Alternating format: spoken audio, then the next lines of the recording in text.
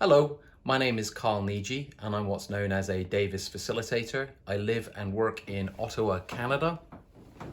This video is a short introduction to a series of videos. There are 7 in total, and it was originally a Zoom meeting that was recorded, or an interview, if you like, that was recorded by my client. Her name is Cynthia. Cynthia lives in Montreal. She contacted me because she basically has a young son who I think at the time was almost 6, and she was looking to do a young learners program for reading to help her son, because my understanding is he had little or no literacy skills, and she was finding it very difficult teaching her son to read. It transpired in our phone calls that her son is actually on the autism spectrum, and we decided to hold off until he was older for several reasons.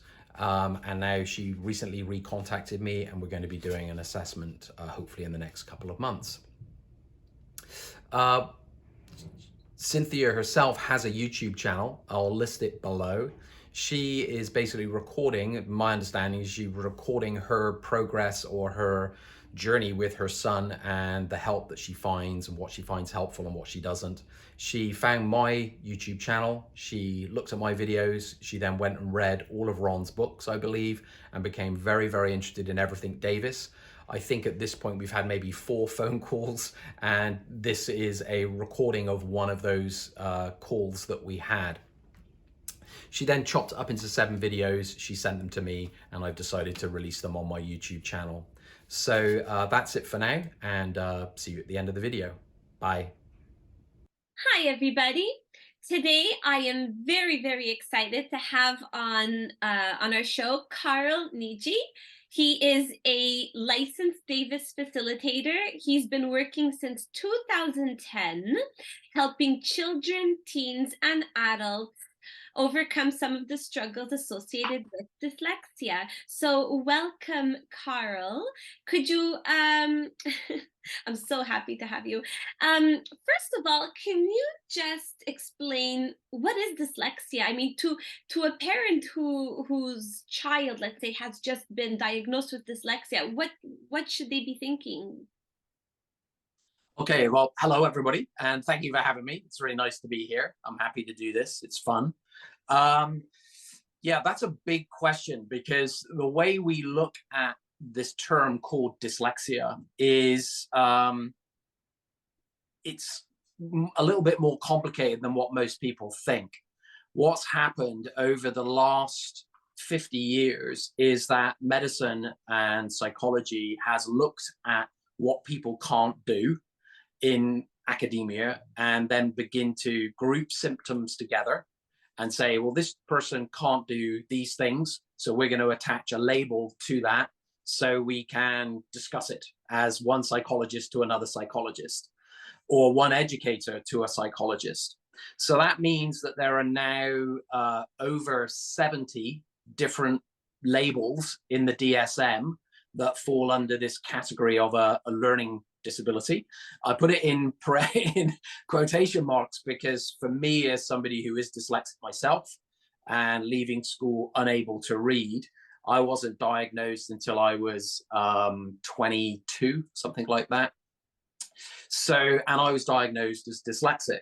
So nowadays, it's very hard to be diagnosed as dyslexic in North America. How You, come? well, because they've replaced the term in the DSM, they've taken out the term dyslexia and they've replaced it with the term learning disability type 1, type 2. I think the term learning disability is a little cold when you understand it. And I also think there's a fashionable thing that happened during the 80s and 90s around the term learning disability and an ideology around it. But I actually like the term dyslexia. And I like to think of it like a spectrum, and that there are people on this spectrum, and depending on where you are on this spectrum, you can either be mildly dyslexic or very severely dyslexic, and the name will change depending on how severe your symptoms are. The word dyslexia itself, and this is important for adults to understand and parents to understand, is the term dyslexia just means, the dys part means difficulty or impaired. The lexia means the written and spoken word in all of its forms. That's the bit I like to add. So if somebody's struggling with any form of literacy, either reading the words on the page, thinking with the words, and then producing their work, then they have, I believe, they have a form of dyslexia. Now, I meet a lot of kids who have been diagnosed as ADHD. When you get them reading, they look like they can read fine, but actually they can't think with what they're reading and they can't produce their work. So Can for you give me, me an example of what that would look like in real life?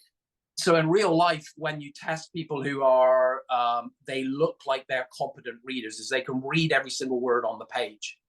But every now and then they'll make a little slip on what the Davis program calls trigger words. And they would misread these small, simple connecting words like the, is, and, you, me, what, when, how, who, why. They misread these words every now and then, or they might see a they and say them. But they've been diagnosed ADD or ADHD or some other learning disability label.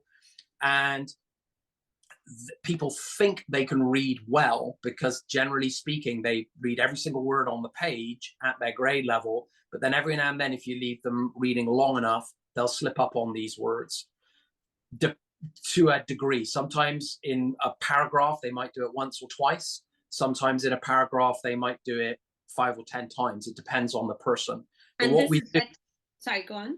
what we do in education is they discount those words and say, well, that's okay, don't worry about it. It's just a connecting word. It's a sight word. And if you can read all the other words, then you're literate. But that's really deceptive once you understand Ron's work. You realize that the person, in order, reading is a 3-part process. You need to be able to read every single word on the page. You need to be able to think with it, understand those words and think with it and connect all that information together.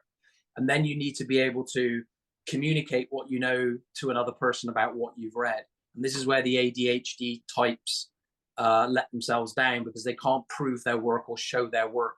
So if you can't do the end step, you can't show your work or prove your work or write a paragraph, or you struggle with spelling, right? Or you lose your focus while you're trying to read, right?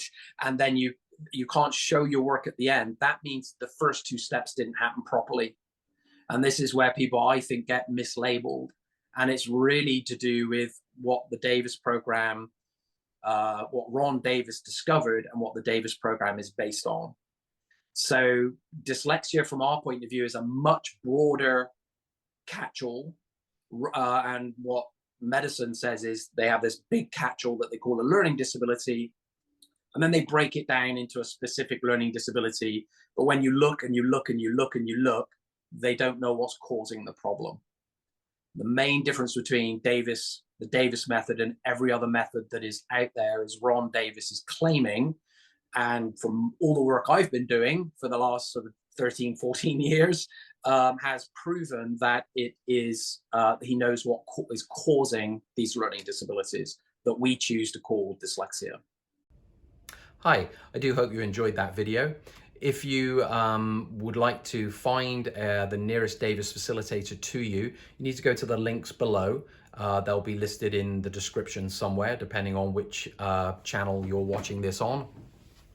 If you want to find the nearest Davis facilitator to you, I suggest you go there and just follow the links. If you're interested in training as a Davis facilitator, then again, just go to the links below. You'll find training there. Or if you're looking for a program for yourself, you can also go to those links. My suggestion, if you are really interested in Davis, the best thing to do is to pick up the phone and start talking to a Davis facilitator closest to you, because they will be able to answer all of your questions. That's it for now. See you in the next video.